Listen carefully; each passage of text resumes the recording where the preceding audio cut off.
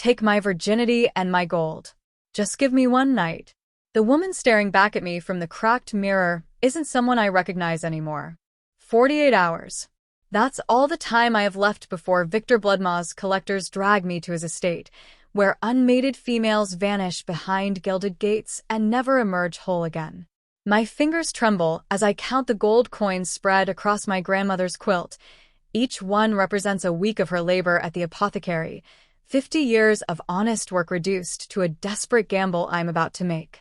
Her breathing rattles behind me, each exhale a reminder of why I'm doing this.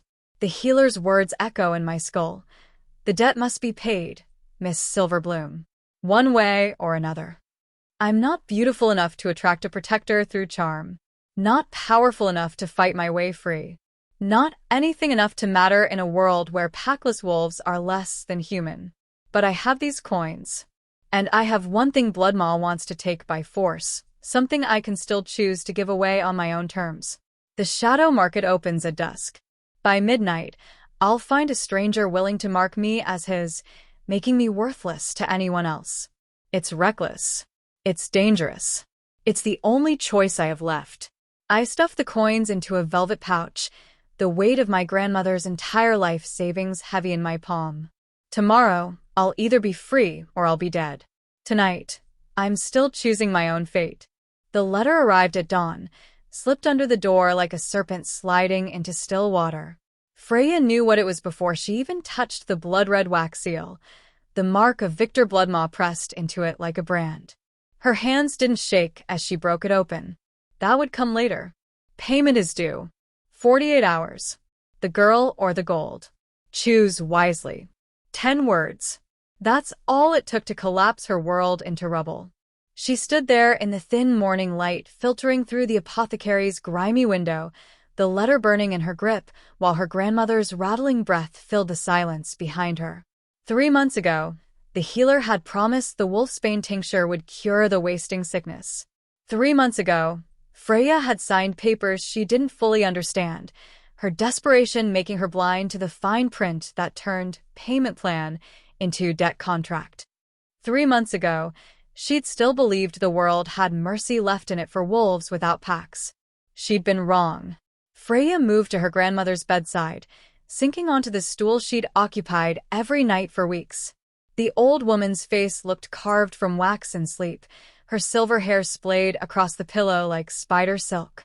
Once, Ilara Silverbloom had been strong enough to carry Freya on her shoulders through the forest, teaching her the names of every herb and root that grew in the shadow places. Once, they had a pack, a home, a future that stretched beyond survival. That was before Freya's parents stumbled upon Elder Matthias in the western woods, his hands red with the blood of a rival pack's cubs. Before her father's howl of horror brought the pack running. Before Matthias spun his lies so skillfully that they became the accused, traitors who'd murdered innocents and tried to frame a respected elder. The pack council had believed him. Her parents were executed within the hour. Freya was 7 years old when she learned that truth meant nothing against power, that witnessing corruption was more dangerous than committing it. Her grandmother had grabbed her hand and run, 2 wolves alone in a world that devoured the weak. They'd survived 15 years in the spaces between territories, in human cities where wolves could hide their nature and work themselves to bone. Now even that fragile existence was crumbling. Bloodmaw's generosity, in extending credit for medicine, had been a trap from the start. He collected desperate, unmated females the way human nobles collected artwork, displayed them in his estate like trophies, their wolves bound with silver, their wills broken under the weight of debts that could never be repaid. Freya had heard the whispers in the shadow market. Girls went into Bloodmaw's gilded cage and never came out. Her grandmother stirred, eyelids fluttering. Freya, I'm here, grandmother. She folded the letter and tucked it into her pocket, forcing her voice steady. Rest now. But as the old woman drifted back to sleep, Freya's mind was already racing toward the reckless plan forming in the darkness of her thoughts. She had 48 hours. She had her grandmother's life savings. And she had one thing Bloodmaw wanted that she could still choose to give away first. By the time the sun fully rose, Her decision was made. Freya waited until her grandmother fell into the deep sleep that came with the afternoon dose of medicine before she retrieved the wooden box from its hiding place beneath the loose floorboard. The hinges creaked as she opened it, revealing the collection of gold and silver coins nestled in faded cloth. 50 years of her grandmother's life measured in metal that caught the dim candlelight like fallen stars. Her fingers trembled now as she began to count. 1 coin for the week Alara worked through fever to prepare salves for the merchant's wife. 5 coins for the month she'd ground herbs until her knuckles bled. 20 coins for the year she'd taught Freya everything she knew about healing, even as her own body began to fail. Each piece of gold represented hours stolen from rest, meals skipped to save copper, dreams deferred until someday became never. The total came to 243 gold coins. A fortune for a packless wolf. Barely enough to cover a noble's monthly wine budget. Nowhere near enough to pay Bloodmaw's inflated debt, even if she wanted to hand him this legacy of her grandmother's suffering. Desperation makes us foolish, little one. The memory surfaced unbidden, her grandmother's voice from years ago, when Freya had been 13 and crying over a boy who'd promised to help them join his pack. The boy had vanished with a silver bracelet Freya had offered as proof of her sincerity. When we have nothing, we convince ourselves that reckless gambles are the same as brave choices. Sometimes they are. Usually, they're just another way to lose what little we have left. Freya had learned that lesson. Learned it so well she'd spent 15 years playing it safe, keeping her head down, trusting no one. And where had caution gotten her? Trapped between a debt collector and a predator, with 47 hours left before her careful, quiet life ended in silver chains. Maybe foolishness was the only option left. She'd heard the stories of claiming bonds since childhood, the ancient ritual that bound 2 wolves together, marking one as permanently mated to the other. It was supposed to be sacred, a choice made in love or political alliance, sealed with bite and blood and consummation. But the law was clear. A claimed wolf couldn't be sold, traded, or forced into another's bed. The bond made her legally untouchable to anyone except the wolf who'd marked her. All she needed was a stranger willing to claim her for one night. Someone strong enough that the mark would take, desperate enough to accept her gold, and dishonorable enough not to care that she was packless and worthless. The shadow market was full of such men, rogues and outcasts who lived in the spaces between pack law and human society. She gathered the coins into the velvet pouch her grandmother had sewn decades ago, the fabric soft from years of careful hands. The weight settled into her palm like an anchor. 243 reasons why she couldn't fail. 50 years of her grandmother's life that Freya was about to gamble on a stranger's mercy. The sun was already sinking toward the horizon. Soon the shadow market would wake. The shadow market didn't truly wake until the sun died. Freya stood at the district's edge as twilight bled across the sky, watching lanterns flicker to life in windows that respectable citizens pretended didn't exist. The velvet pouch hung heavy against her hip, concealed beneath her cloak, and her wolf prowled restlessly beneath her skin, caught between the instinct to flee and the desperate need to survive. She stepped into the narrow street, and the world transformed. Smoke from a dozen different substances hung in the air, mingling with the smell of roasting meat, cheap perfume, and something darker she didn't want to name. Rogue wolves lounged in doorways, their eyes tracking her movement with predatory interest. A packless female alone after dark was either incredibly stupid or incredibly desperate. Freya suspected she qualified as both. The first time she nearly turned back was when she passed the fighting pit. Snarls and the wet sound of flesh tearing echoed from the underground arena while men shouted bets and pounded fists on wooden rails. Blood scent saturated the air so thickly she could taste copper on her tongue. A wolf stumbled out of the entrance, his face half-shredded, and leered at her with remaining eye. "Looking for work, pretty thing?" She hurried past, heart hammering. The second time was outside a pleasure house where women in sheer silk called down from balconies, their laughter brittle as breaking glass. A man grabbed her arm, human, reeking of alcohol, and pulled her toward the entrance. "New girl? Let me show you how it works here." She twisted free, her wolf surging close enough to make her eyes flash gold in warning. He backed off, hands raised, but his friends laughed from the shadows. The third time was when she realized she was being followed. 3 rogues trailed her through the winding streets, keeping just far enough back that she couldn't confront them directly. Her hand found the small knife in her pocket, useless against wolves, but the weight steadied her. She was about to abandon the entire plan when a woman materialized beside her like smoke taking form. "You look lost, sister." The woman was older than Freya by perhaps a decade, with fox-sharp features and eyes that missed nothing. Her smile didn't reach those eyes. "First time in the market?" "I'm fine," Freya managed. "No, you're not. You're prey, walking through a den of predators." The woman glanced back at the rogues trailing them, and something in her expression made the men melt into different shadows. "I'm Kira. What are you really looking for?" Freya hesitated, then decided truth was less dangerous than lies. "Someone powerful enough to claim me. Tonight." Kira's eyebrows rose, but she didn't laugh. Instead, she studied Freya with unsettling intensity. "You're serious. Someone's after you." 46 hours. Understanding flickered across Kira's face. "Debt collector?"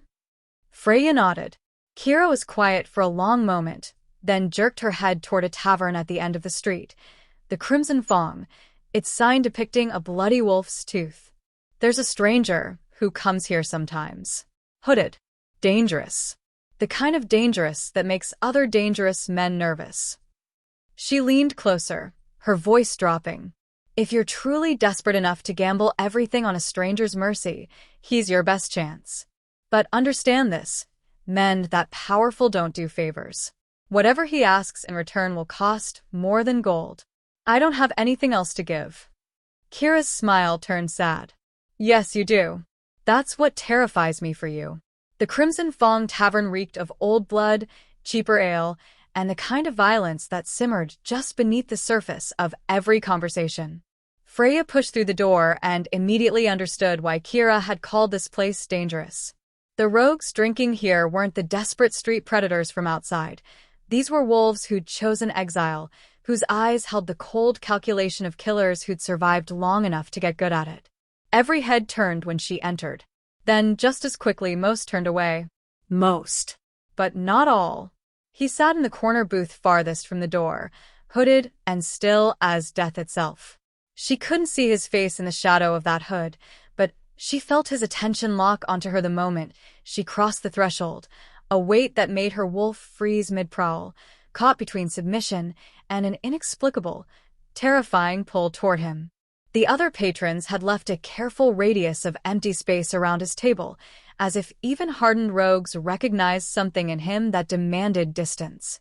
Freya's feet carried her forward before her mind could overthink it. 45 hours left. This was what she'd come for. She stopped at the edge of that invisible boundary around his table. Up close, she could see his hands, strong, scarred, relaxed on the worn wood in a way that suggested he'd never needed to prove his danger to anyone. The hood cast his face in complete darkness, except for his eyes. They caught the tavern's firelight and threw it back in molten amber, tracking her with an intensity that made her breath catch. "You're either very brave or very foolish to approach me, little wolf." His voice was smoke and dark honey, pitched low enough that only she could hear. "Which is it?" "Desperate," she answered honestly, because lies seemed impossible under that burning gaze. "I need," her voice cracked. She steadied it. "I need someone to claim me. Tonight. I can pay." Something shifted in the air between them, sharp as a blade being drawn. He leaned forward slightly, still hidden by the hood but suddenly, impossibly closer. She heard him inhale, once, twice, and watched those amber eyes flare wider with something that looked like shock. "Sit." It wasn't a request. Freya's legs folded before she could decide whether to obey. She slid into the booth across from him, her hands gripping the velvet pouch beneath the table hard enough to feel individual coins through fabric. "You're packless." "Not a question." He tilted his head, still scenting the air. "No alpha's mark. No family bonds. Just you and Another inhale, deeper this time. His hands tightened on the table, knuckles going white. Fear. Desperation. And something else. Something. He stopped abruptly, and Freya could have sworn she heard him curse under his breath in a language she didn't recognize. What's your name? The question came out rougher than before, almost aggressive. Freya. Freya Silverbloom. Freya. He repeated it like he was tasting something rare and dangerous. When he spoke again, his voice had dropped to a near growl that resonated in her bones. Tell me who's after you. Tell me why you'd walk into the shadow market and offer yourself to a stranger. Tell me everything, and don't lie, I'll know if you do. The command in his words made her wolf whimper. But beneath the fear, something else stirred. Something that whispered this stranger, whoever he was, might actually be powerful enough to save her. So she told him. Freya's words came out in a rush. The debt, her grandmother, Bloodmaw's collectors arriving in less than 2 days. She explained the claiming bond with clinical precision, as if describing it like a business transaction would make it less terrifying. When she finally fell silent, the stranger remained perfectly still, those amber eyes never leaving her face. Show me the gold. Her hand shook as she pulled the velvet pouch from beneath her cloak and set it on the scarred table between them. The weight of it made a dull thud that seemed too loud in their private corner. He didn't touch it, didn't even glance down. His attention stayed fixed on her with an intensity that made her skin prickle. 243 gold coins, she said. Everything my grandmother saved in 50 years. It's yours if you claim me tonight. One night. That's all I need, just long enough for the bond to mark me as taken. One night. He repeated it slowly, and something in his tone suggested amusement. Or perhaps anger. She couldn't tell. You think a claiming bond lasts one night? I know how it works. The ritual creates a mark that. The ritual creates a bond that doesn't break. Freya Silverbloom. He leaned forward, and for the first time she caught a glimpse of his jaw, strong, stubbled, set in a hard line. You're not talking about a temporary arrangement. You're talking about binding yourself to a stranger for the rest of your life. Do you understand that? Her throat tightened. I understand I have 45 hours before Bloodmaw's men drag me to his estate. I understand what happens to unmated females in his collection. I understand that being bound to a stranger, even a dangerous one, is better than that fate. A dangerous one. His mouth curved into something that wasn't quite a smile. You don't know how dangerous. I don't care. The words came out fiercer than she'd intended. I'm not asking for your protection beyond tonight. I'm not asking you to care what happens to me tomorrow. I'm asking you to take what I'm offering and give me the one thing that makes me worthless to Victor Bloodmaw. That's all. Silence stretched between them, thick with tension she didn't understand. His hands remained flat on the table, but she could see the tremor in his fingers, as if he was holding something back with physical effort. Why are you packless? The question came suddenly, sharper. She flinched. My parents witnessed something they shouldn't have. An elder's crime. They were executed for it. My grandmother and I ran. How old were you? 7. Another curse in that foreign tongue, this one definitely angry. And you've been alone since then? Just you and your grandmother? Yes. No one to protect you. No one to teach you that walking into the shadow market and propositioning strangers is a good way to end up dead in an alley. His voice had gone colder. No one to tell you that most wolves would take your gold, take your body, and leave you bleeding without bothering with any bond at all. I know the risks, she whispered. No, you don't. He finally moved, reaching across the table. She tensed, but he only pushed the velvet pouch back toward her with one finger. You have no idea what you're risking, what you're offering me. Her heart sank. You won't do it. I didn't say that. Those amber eyes burned into hers. I'm trying to understand why a woman who survived 15 years on her own would suddenly trust a hooded stranger in a tavern full of killers. Because I don't have another choice. Her voice broke. Because 45 hours isn't enough time to find someone better. Because you're the most dangerous thing in this room, and that means you're the only one powerful enough to make Bloodmaw back off. The stranger was quiet for a long moment. When he spoke again, his voice had dropped to barely above a whisper. "I accept your offer, Freya Silverbloom." The stranger rose from the booth with fluid grace that spoke of controlled power, and Freya realized for the first time just how large he was. Not bulky, but tall and broad-shouldered in a way that made the other rogues in the tavern seem smaller by comparison. He moved toward the back stairs without looking to see if she'd follow, clearly expecting obedience. She grabbed the velvet pouch and hurried after him. The stairs creaked beneath their weight as they climbed to the second floor, then the third. The sounds of the tavern faded below them until only the occasional burst of laughter penetrated the thick silence. He stopped at the last door at the end of the hallway and produced a key from beneath his cloak, not picking the lock, not breaking in, but unlocking it as if he owned it. "You keep a room here," Freya said, that detail finally registering. Permanently reserved meant money, meant power, meant this wasn't a random stranger, but someone with roots in the shadow market's dangerous ecosystem. "I keep rooms in many places." He pushed the door open and gestured for her to enter. "It pays to have options." The room was surprisingly clean, sparse but well-maintained, with a large bed dominating the space, a fireplace already laid with wood, and heavy curtains blocking out the night. Nothing about it suggested the squalor she'd expected. He moved to light the fire while she stood frozen just inside the doorway, suddenly aware that she was alone with a man whose face she still hadn't fully seen, about to offer him her body in exchange for a bite that would mark her forever. The fire caught, throwing dancing shadows across the walls. He straightened and finally, deliberately, pushed back his hood. Freya's breath stopped. He was beautiful in a way that had nothing to do with softness and everything to do with raw, masculine power. Sharp cheekbones, a strong jaw darkened with stubble, lips that curved with dangerous amusement as he watched her reaction. But it was his eyes that held her captive, those burning amber eyes that seemed to see straight through her skin to the terrified, desperate creature underneath. "Still certain about this, little wolf?"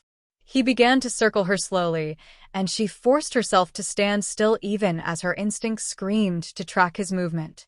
"Because we should be very clear about what you're agreeing to. I told you, one night. The claiming bond doesn't fade after one night." He stopped behind her, close enough that she could feel the heat radiating from his body. His voice dropped to a rough whisper near her ear. "It's forever, Freya. The moment my bite breaks your skin, the moment the bond takes hold, you become mine in every way that matters. You'll feel what I feel. Know when I'm near. Carry my mark where every wolf in the realm can see it and know you're claimed." Her hands clenched on the velvet pouch. "I understand. Do you?" He moved to stand in front of her again, tilting her chin up with one finger, so she had to meet his eyes. "Because I don't think you do. I don't think you understand that I'll know if you're in danger, that I'll feel your fear, your pain, your every emotion through the bond, that I won't be able to ignore it, even if I wanted to." "You don't have to," she started. "I won't be able to walk away." His thumb traced her jaw with unexpected gentleness. "That's what the claiming bond means. You think you're buying one night of protection, but you're binding yourself to me permanently. Is that really what you want?" She should say no. Should recognize this intensity for the warning it was and flee back into the night. But 44 hours remained, and blood moss collectors wouldn't care about her second thoughts or her fear. "Yes," she whispered. "It's what I want." Something fierce and possessive flashed in his amber eyes. "Then we have an accord." He guided her to the bed with hands that were surprisingly gentle despite the tension thrumming through his entire body. Freya sat on the edge, her heart hammering so hard she thought it might burst through her ribs.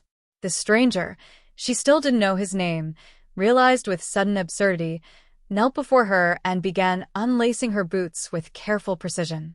"You don't have to," she started. "I do." His voice had gone rough, almost guttural.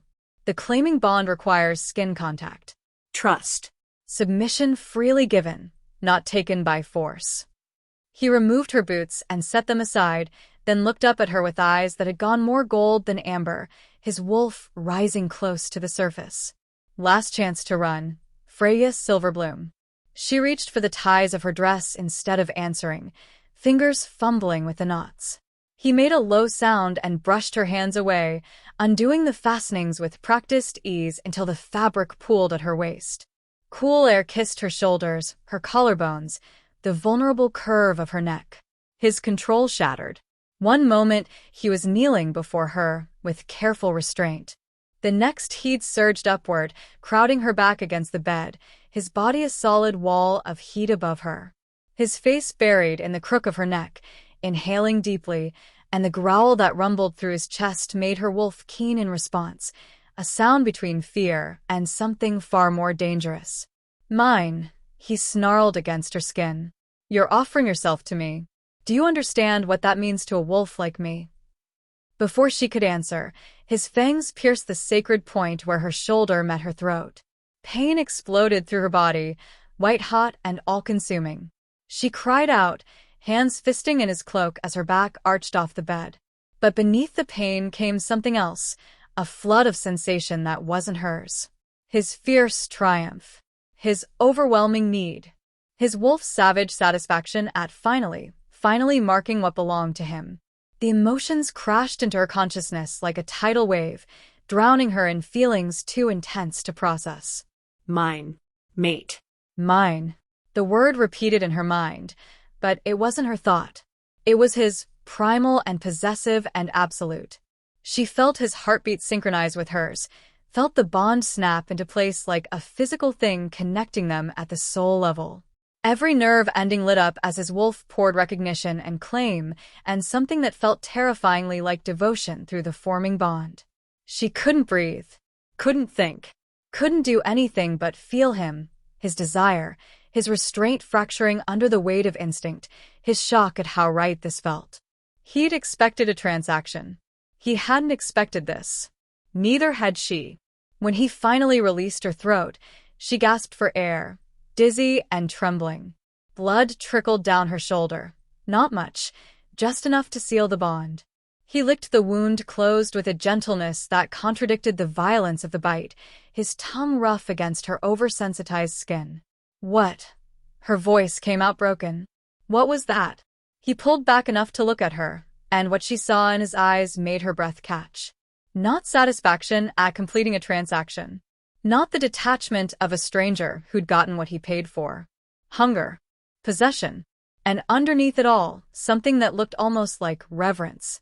That, he said, his voice still rough with his wolf's presence, was a claiming bond forming between fated mates. His thumb traced the fresh mark on her throat. You didn't just buy protection for one night, little wolf. You just bound yourself to the one wolf in this entire realm who could never let you go.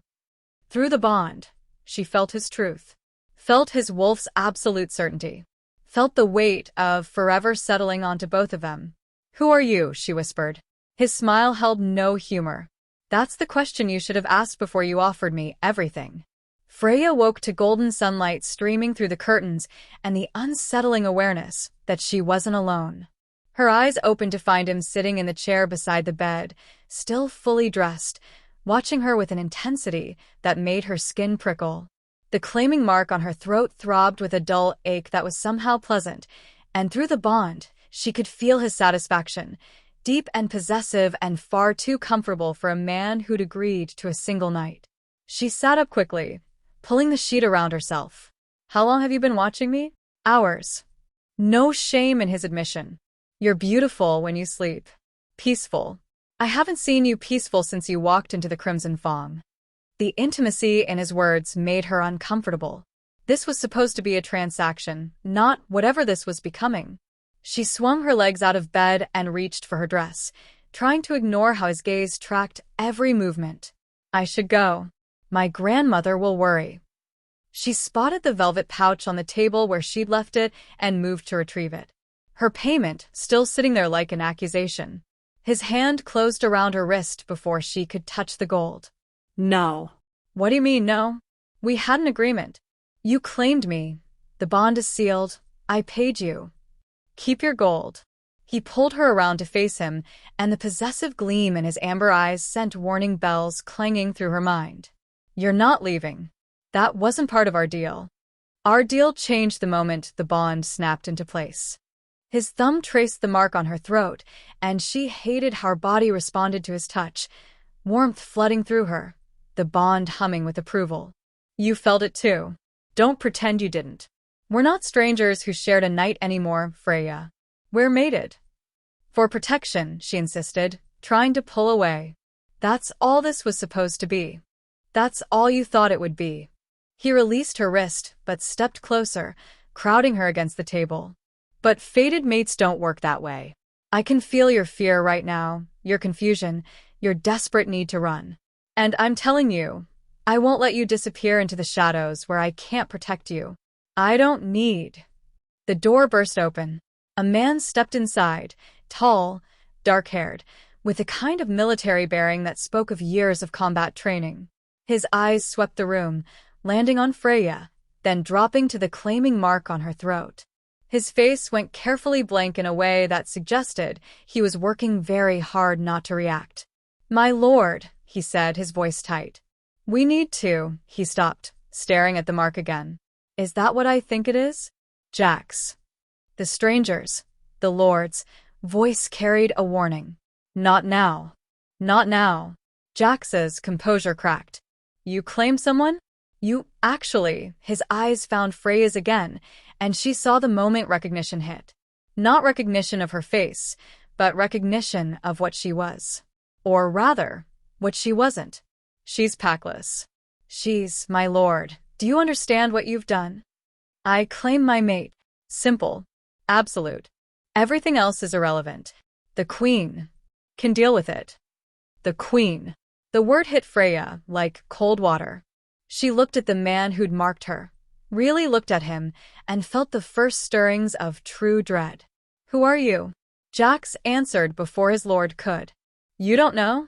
He laughed, a sound caught between hysteria and disbelief. You let him claim you without even knowing?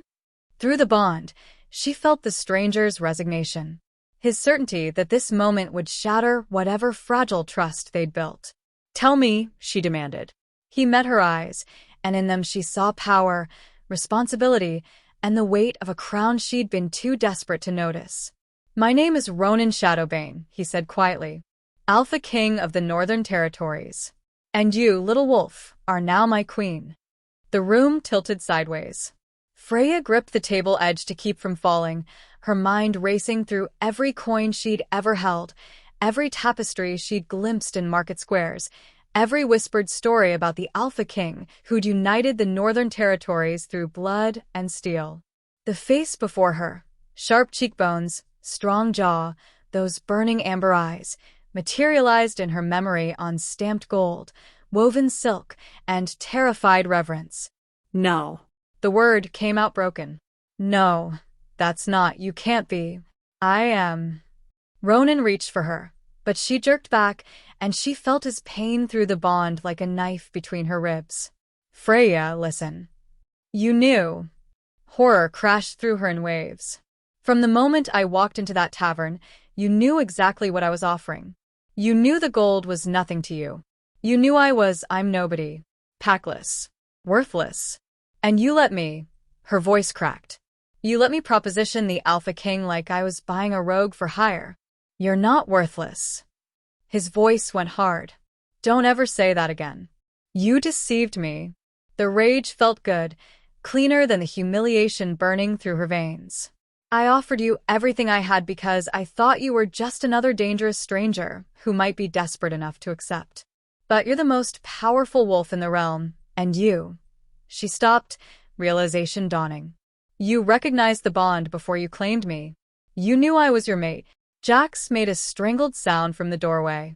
She didn't know? You didn't tell her? I told her everything that mattered. Ronan's eyes never left Freya's face. I told her the bond was forever. I told her she'd be mine in every way. I warned her.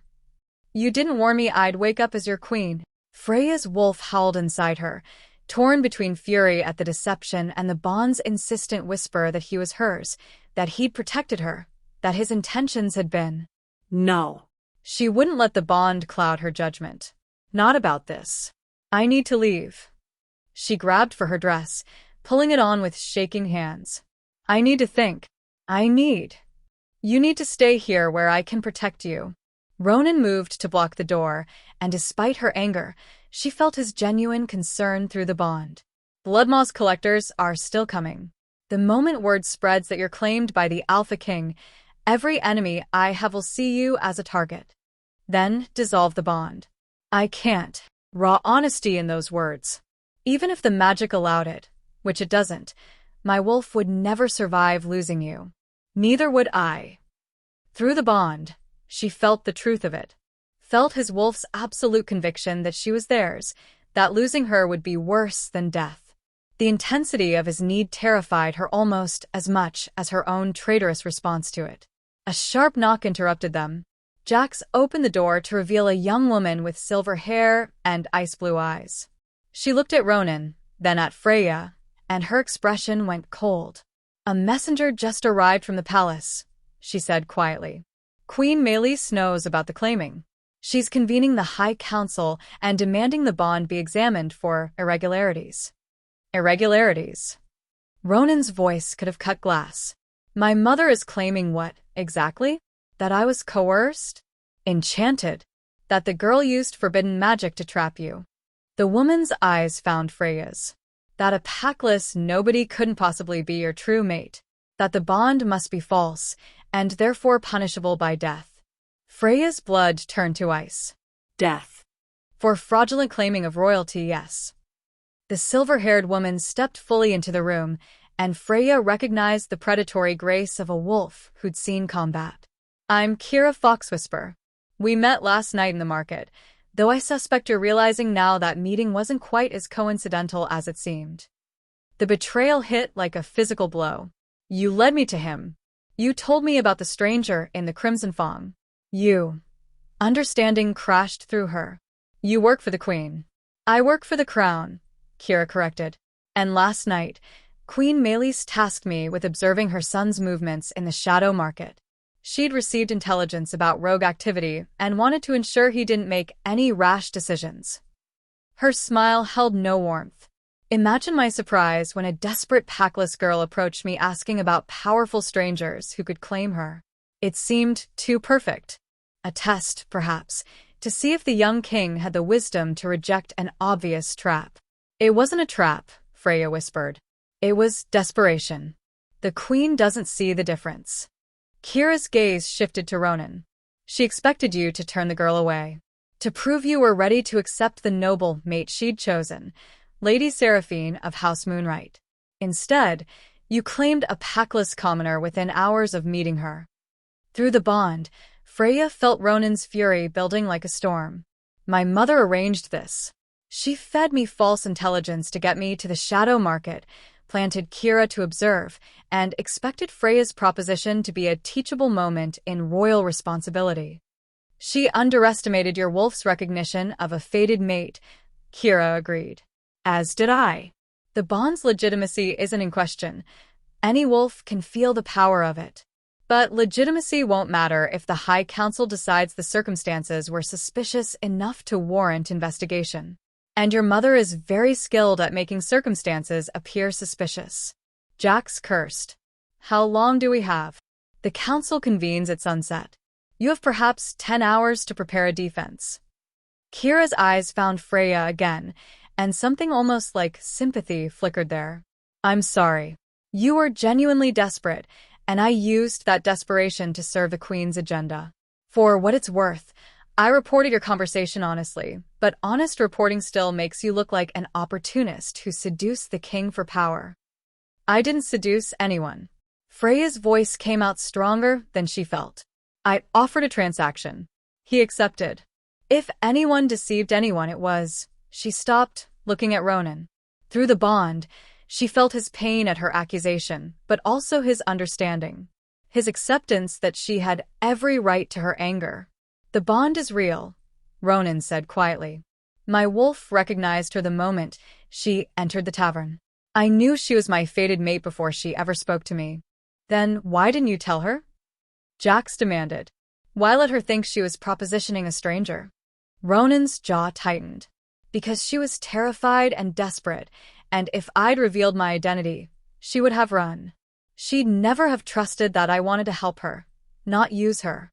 So I accepted her offer on her terms and planned to explain everything after the bond was sealed. He looked at Freya. I was wrong. I should have been honest from the start. But I don't regret claiming you, and I won't apologize for ensuring you were safe. Safe. Freya laughed bitterly. I'm facing a death sentence for fraud. No. The word came out as a growl. You're facing my mother's political maneuvering, which I will dismantle piece by piece if necessary. You are my mate, my queen, and under my protection. The High Council will recognize that, or they'll answer to me. The High Council answers to law, not sentiment, Kira said.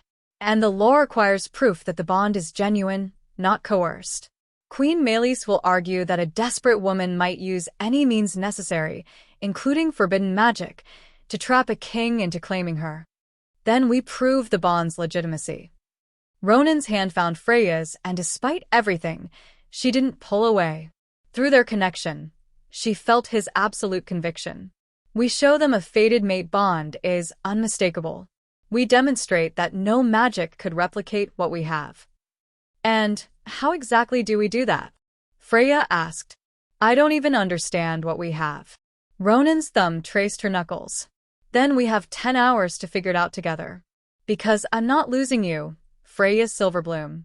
Not to my mother's schemes, not to the High Council's judgment, and certainly not because I was too proud to admit I deceived you to keep you close. His amber eyes burned into hers. I'm sorry for not telling you the truth, for putting you in danger, for claiming you without explaining what it would cost. But I'm not sorry for the bond itself. And I'll spend the rest of my life proving you can trust me, if you'll let me. Through the bond, she felt every word as truth. The question was whether truth would be enough to save them both. The palace gates rose before them like the jaws of some great stone beast, and Freya's wolf whimpered, with the instinct to flee. She sat in the royal carriage beside Ronan, wearing borrowed clothes that marked her as nobility despite the packless scent that clung to her skin. The velvet pouch rested in her lap. She'd refused to leave it behind, even though the gold inside couldn't buy her way out of this nightmare. Stay close to me, Ronan murmured as the carriage rolled to a stop. No matter what my mother says, no matter who challenges us, you are under my protection. Remember that. Through the bond, she felt his determination warring with concern.